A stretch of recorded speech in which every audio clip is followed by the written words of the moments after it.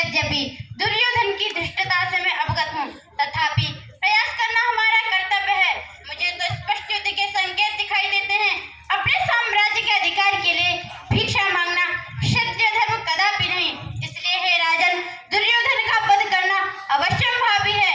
मैं हस्तिनापुर जाकर दुर्योधन की योजनाओं का निरीक्षण करूंगा और आपका मार्ग प्रशस्त करूंगा।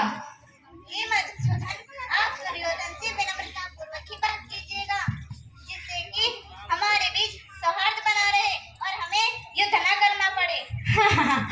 भ्राता भीम, आप तो कौरवों को बड़े क्रोधपूर्वक मार डालने की, मसल डालने की बातें किया करते थे।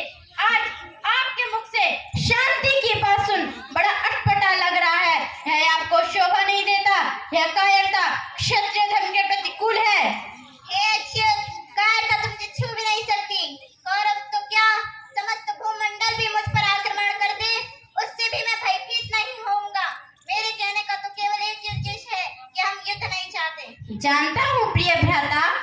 हे कृष्ण, यदि दुर्योधन बिना राज्य के ही संधि करना चाहे तो आप उसे स्वीकार नहीं करेंगे। दुशासन द्वारा खींचे गए मेरे इनके शुभ स्मरण रखिए कृष्ण। किस प्रकार कुरुवंश की कुरुवधू को प्रतिकूल अवस्था में भरी सभा में निर्वस्त्र किया गया था। यदि इतना सब कुछ होने के बाद भी पांडव शांति चाहकर कायर बनेंगे तो मेरे वृद्ध पिता और मेरे पुत्र अभिमन्यु के नेतृत्व में युद्ध करके मेरे अपमान का बदला लेंगे। स्मरण रखिए कृष्ण, मुझे युद्ध के अतिरिक्त कहीं शांति नहीं मिलेगी।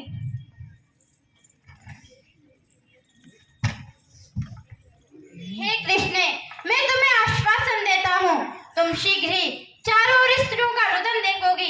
ये समय रोने का नहीं है। अपने आंसुओं को रोको, मैं कल ही हस्तिनापुर जाऊंगा। नंदन शूरवीर श्री कृष्ण हस्तिनापुर आते हैं पांडवों के लिए आधा साम्राज्य मांगने के लिए।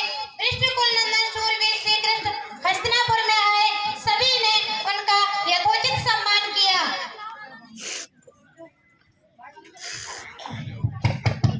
आपका स्वागत है मधुसूदन। आइए, आपके लिए विशेष भोज का प्रबंध किया है, कृपया ग्रहण करें।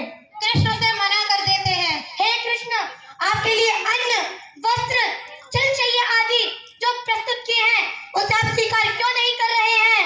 हे दुर्योधन, दूत अपने प्रयोजन सिद्ध होने के पश्चात ही सत्कर्म सम्मान स्वीकार करता है, अतः मेरा प्रयोजन सिद्ध होने के पश्चात ही तुम मेरा सत्कार करना। आपके इस व्यवहार का क्या कारण है?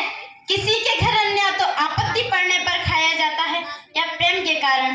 प्रेम तुम्हारे पास है नहीं और आपत्ति में मैं हूं नहीं। तुम पांडवों से द्वेष करते हो। पांडव मेरे प्राण हैं। तुम्हारा अन्न दुर्भावना से दूषित है, अतः मेरे खाने योग्य नहीं है। भोजन तो मैं विदुर के भवन पर ही करूंगा। इस प्रकार कहकर श्री कृष्ण उसके भवन से निकले। वहां उन विदुर ने पत्नी समेत श्री कृष्ण का यथोचित सम्मान किया और भोजन करवाया।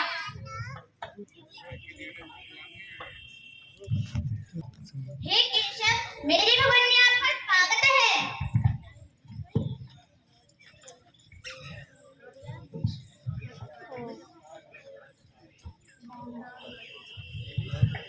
हे मधुसूदन, हमारे यहाँ भोजन करके हमें कृतार्थ करें।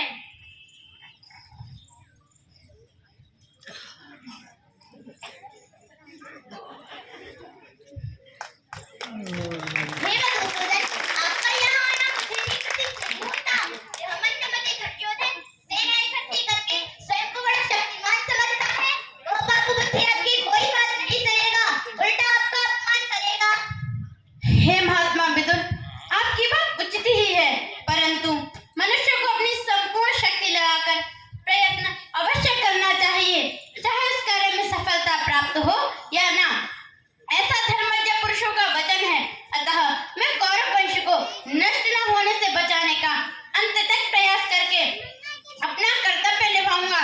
लोग यह न कह सकें कि कृष्ण ने समर्थ होती हुए भी कौरव और पांडवों को युद्ध से नहीं रोका। अगले ही दिन श्री करने लगे।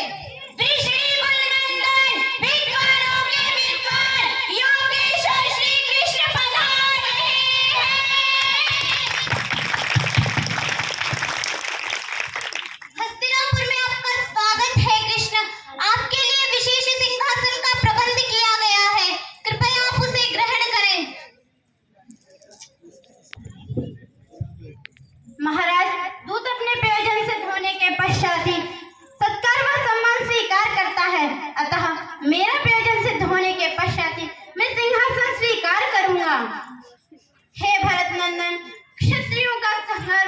रानी कौरव और पांडवों में शांति स्थापना हो जाए, ऐसा निवेदन करने मैं आपके पास आया हूँ। हे केशव, आप इस आर्यावर्त भूमि पर सर्वाधिक पूजनीय हैं। कृपया आप निसंकोच अपनी बात कहें, आपकी बात शिरोधार्य होगी। हे भूपाल, आपका कुलकुल उत्तम गुण संपन्न व प्रतिष्ठित है। ऐसे सर्वश्रेष्ठ कुल के युवराज दुर्योधन धर्म का परित्याग करके क्रूर मनुष्यों के समान आचरण कर रहे हैं। इन्होंने लोग व अधर्म की सीमाएं लांघ दी हैं। यदि आप इस स्थिति की उपेक्षा करेंगे तो समस्त आर्यावर्त में महाविनाश होगा। शांति स्थापना कोई कठिन कार्य नहीं है, अतः आप पांडवों से संधि कर लें। पांडवों ने आपके प्रति संदेशा भेजा है।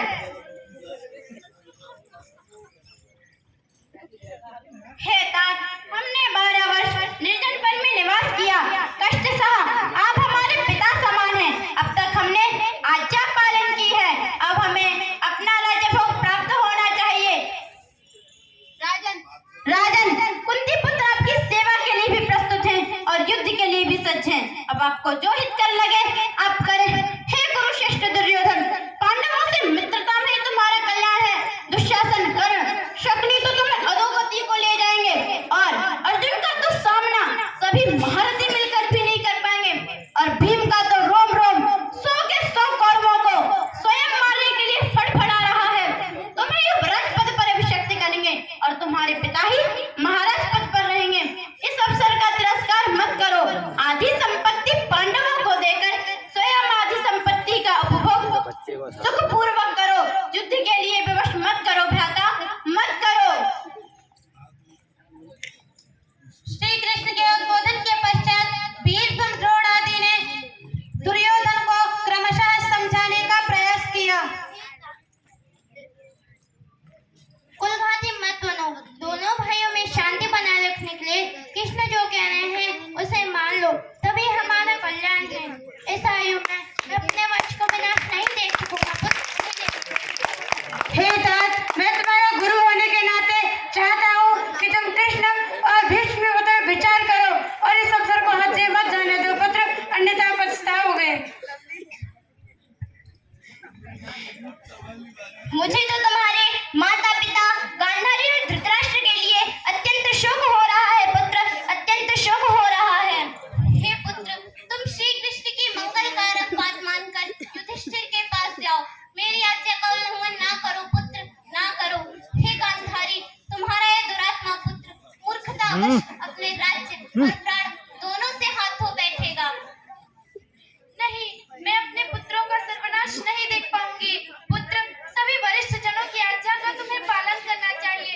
काम और क्रोध मनुष्य को धन से दूर ले जाते हैं। उन शत्रुओं को जीत लेने पर ही राजा पृथ्वी पर विजय पाता है। पुत्र, कृष्ण और अर्जुन अजेय हैं। द्रौपदी का महान अपमान और पांडवों को 13 वर्ष के वनवास का दारुण कष्ट तुम्हारे द्वारा दिए जाने के पश्चात भी वे तुमसे मैत्रीपूर्ण संधि करना चाहते हैं। यह स्वर्णिम अवसर खोना तुम्हारे समस्त वंश का विनाश करवाएगा पुत्र।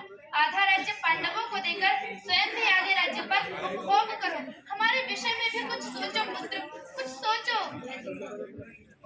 केशव, आपको सोच विचार कर मेरे बारे में ऐसी बात कहनी चाहिए। आप भी तो मुझ पर ऐसे दोषारोपण कर रहे हैं जैसे सारा मेरा ही अपराध हो। पांडवों को जुए का खेल प्रिय था, उसमें भी प्रवृत्त हुए। फिर यदि मामा शकुनी ने रानी जीत लिया तो इसमें मेरे के अपराध। कृष्ण ऐसा कोई वीर नहीं जो हमें हरा सके।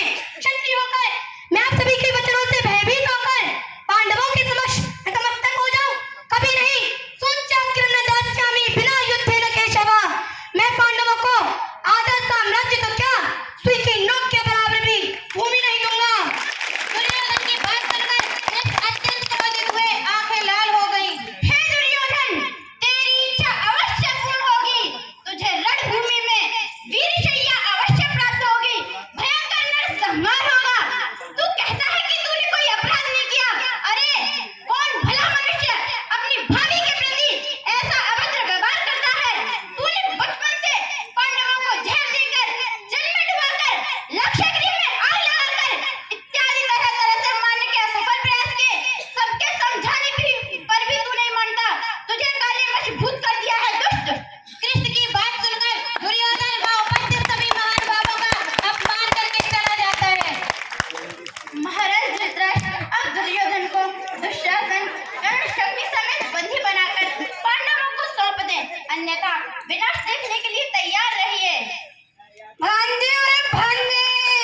भांजे भांजे कृष्ण में बंदी बनाकर पांडवों को सौंपना चाहते हैं।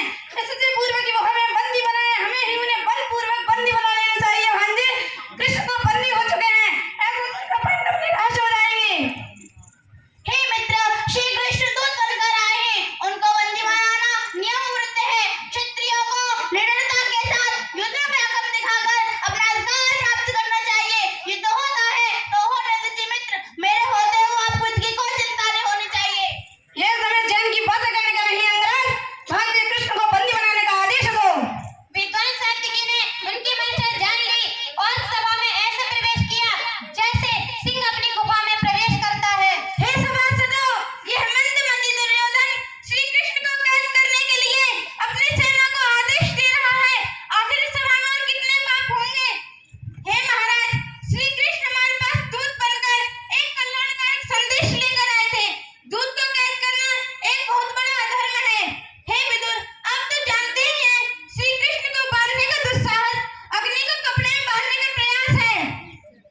इस प्रकार दुर्योधन सभा में प्रवेश करता है और कहता है, पकड़ो इस कृष्ण को। युवराज दुर्योधन महाशकुनी पधार रहे हैं। सैनिकों, पकड़ लो इस कृष्ण को।